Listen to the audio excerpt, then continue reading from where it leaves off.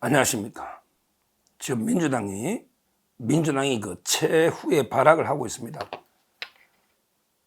적반하장도 유분수지. 이런데 그 범죄 집단이 검사들을 향해서 무차별적으로 그 탄핵을 하고 있습니다. 아니, 어떻게 범죄 집단이, 범죄자들이, 피고인들이, 피의자들이 어떻게 수사 검사를 탄핵해서 직무를 정지시키는 이런 데 그 행태를 이래가게 법치주의, 우리 법치국가가 되겠습니까? 중대한 저는 우리 법치의 위기다. 이걸 이게 어떻게 심판해야 될까? 민주당의 그 무차별적인 검사 탄핵. 제가 이제 그 나름대로 고민한 해법을 한번 제시해 보도록 하겠습니다. 먼저 이제 그 상황을 살펴보면요. 옛날에 민주당이 그 4명 탄핵하겠다. 그래서 이제 그 청문회까지 했잖아요. 참석 안 했지만. 그거는 이제 그 표결을 어떻게 할지.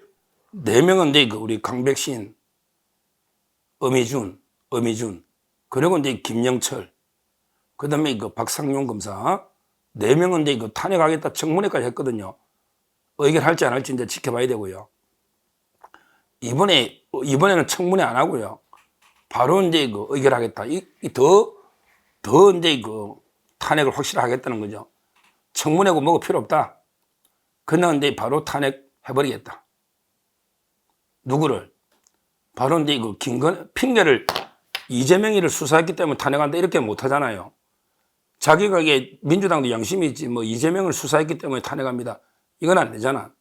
그러니까 이제 그 김건희 여사 도이치모터스 무혐의를 했기 때문에 탄핵합니다. 이게 사유니까. 무혐의했던 부장검사 최재훈, 자이, 그 다음에 그 후에 4차장 검사 이창수의 오른팔 조상원, 옛날에 이창수 성남지청장 할 때 그 차장 조상원, 그 다음에 그 이창수까지. 그러니까 한마디로 이제 그 김건희 여사 무혐의 라인의 그 이창수, 조상원, 그 다음에 그 최재훈, 이렇게 3명을 28일 날 바로 이제 그 탄핵 의결해버리겠다. 바로. 그러면 이제 직무가 정지되니까. 이런 짓을 하고 있습니다.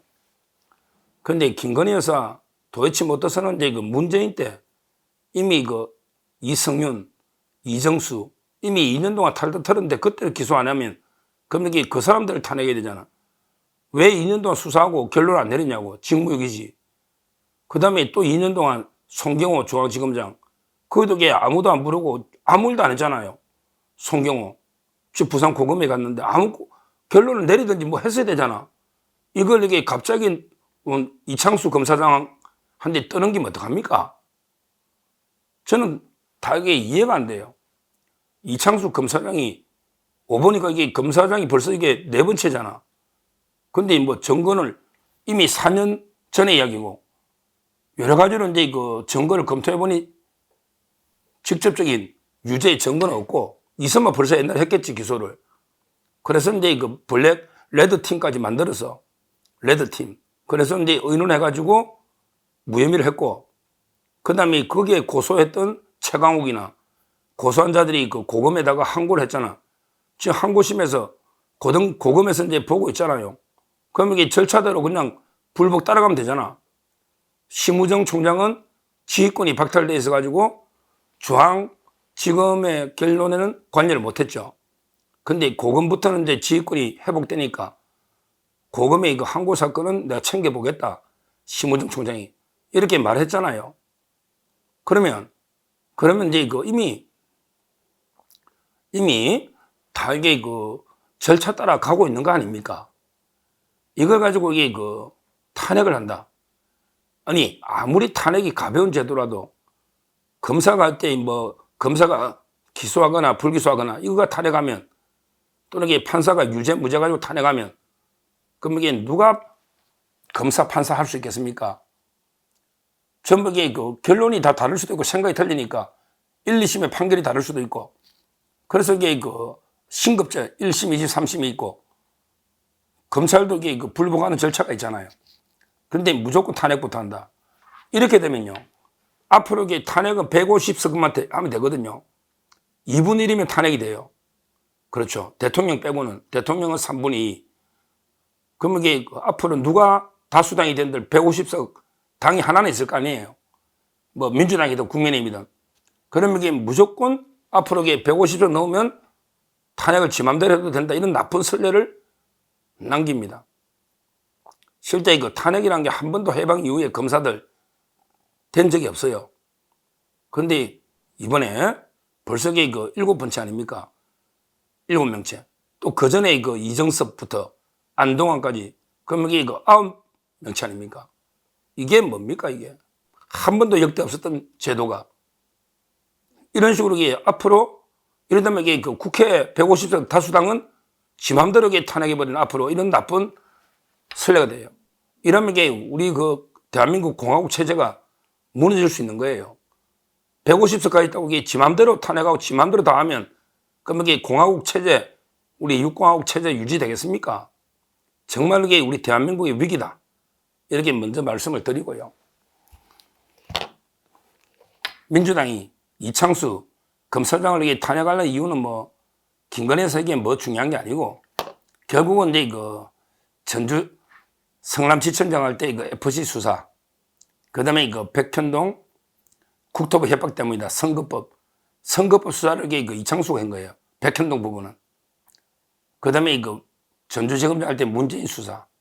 그러니까 친문들이 또 이를 깔죠. 그 다음에 이번에 중앙지검 오고 나서도 이게 구형이라든지 모든 게 이창수가 결정하니까 구형이 2년, 3년이잖아. 그러니까 이제 민주당 입장에서는 이창수 하면 이를 깔죠. 거기다가 이제 최재훈 검사가 돈봉투하고 있잖아. 돈봉투가 11명이거든. 현역이 11명. 지금도 안 나가잖아. 이 말은 이게 최재혁을 탄핵하면 돈봉투 수사가 또 끄는 거예요. 정말 이게 말도 안 되는 짓거리를 하고 있는 거예요. 지금 이게 돈봉투 받은 게 1년인데 이 사건 1월 달부터 소환했는데 1년 동안 이게 국회입니까? 야, 참 이게 심각하지 않습니까? 국회의원들의 법치 파괴 무시가 벌써 이게 윤관석 의원은 대법원 판결까지 났는데 아직 소환도 안 하고 있어요. 검찰에. 심각하죠. 이런 것 때문에 3명을 탄핵하려는 겁니다. 자, 그러면 이제 탄핵할 때 우리는 어떻게 대응해야 되느냐? 이 대응이 중요합니다. 대응이 여기서부터 이제 제 개인 생각입니다. 어떻게 대응하느냐? 정치적으로 이게 빼고 법적으로 방법은 이제 크게 두 가지예요.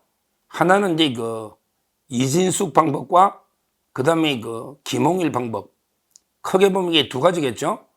일단 이제 이창수를 탄핵하려니까 이창수를 다른 자리로, 고검장이나 다른 자리로 보내버리는 거예요. 다른 자리로.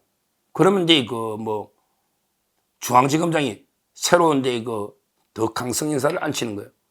그러면 이게 탄핵할 실익이 없잖아. 왜냐하면 이게 이창수가 앞으로 수사를 못하게, 중앙지검을 지휘를 못하게 탄핵하는데 이미 원포인트 인사를 해가지고 중앙지검장을 미리 교체를 해버리면 그러면 이게 새로운 중앙지검장이 오니까 이창수는 이제 고검장이니까 좀 쉬어도 되는 거죠. 싸우면. 이런 데 방식이 하나 있죠. 근데 이거는 제가 보기에 상당히 우리가 좀 수세에 몰려가 방어로 별로 안 좋은 방법 같아요. 이창수 중앙지검장이 어디로 갑니까? 제 말은 이거는 좀 우리가 수세에 너무 몰려가지고 교체를 하는.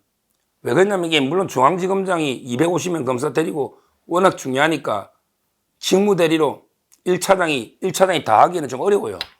그러니까 이제 교체를 원포인트로 하는 방법 하나가 있는데 저는 이제 그거보다 그러지 말고 그냥 정면으로 맞서서 이진숙 방식이죠. 정면으로 맞서서 싸우자. 그러면 탄핵을 만약에 한다. 그러고도 저는 이창수 검사장 그대로 두는 거예요.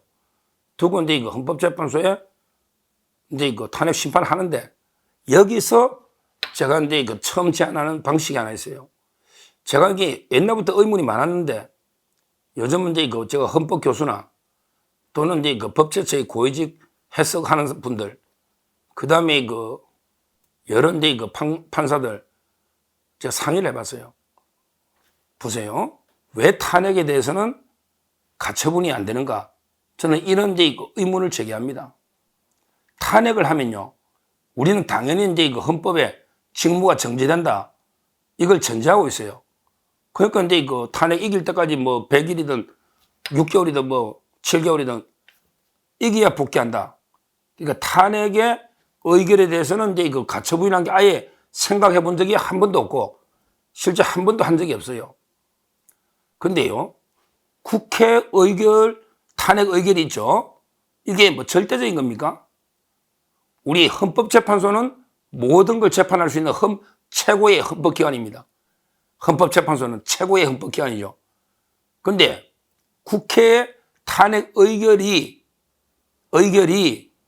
있다. 이걸 이게 가처분을 통해 탄핵 의결의 효력을 정지해라, 이런 이게 가처분이 안 된다는 게 어딨냐고.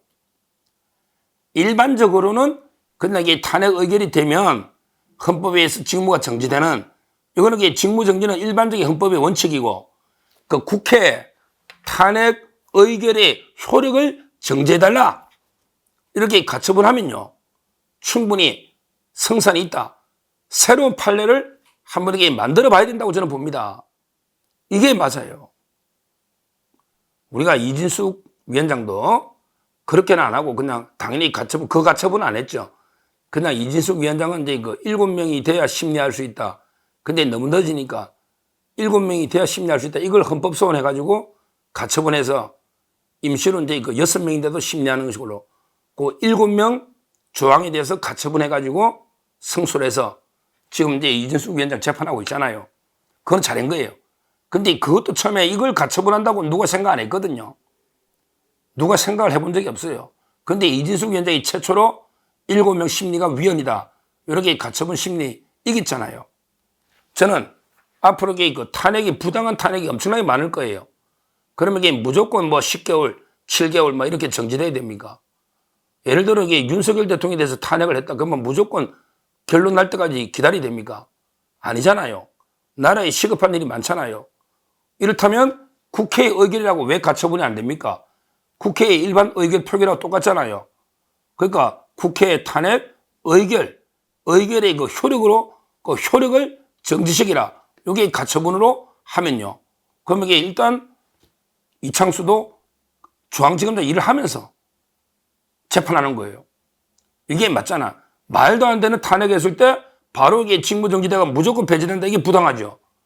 오히려 이게 헌법재판소가 봤을 때 이거는 이게 억지 탄핵이다. 그러니까 일단 일을 해라, 가처분을 받아준 다음에 나중에 본안 재판해가지고 뭐 기각이 되면 이제 완전히 복귀하는 거고, 뭐 인용이 되면 이제 그거는 파면당하는 거고.